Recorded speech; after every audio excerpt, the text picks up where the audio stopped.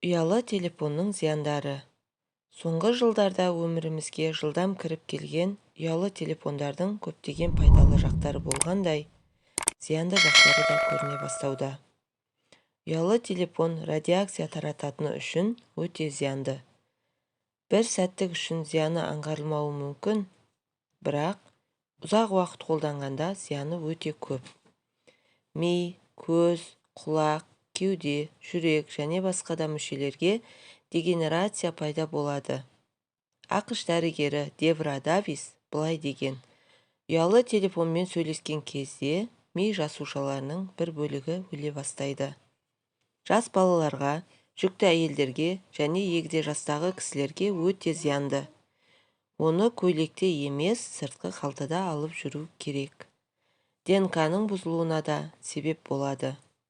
Есте сақтау қабілетіне және шаш тамырларына өте зиянды. Бір күнде 20 минуттан көп сөйлеспеу керек. Ұялы телефондар әсіресе желі ұстамай тұрғанда және батарейкасы азайған кезде көп радиация таратады. Жатарда және телефонды өзінен кемінде 1-1,5 метр қашықтықта ұстау керек. Сөйлескенде құлақты жиі ауыстырып тұру керек. Егер пайдалы ақпараттар ұнаса, менің каналыма тіркеліп, лайк басып кетіңіздер.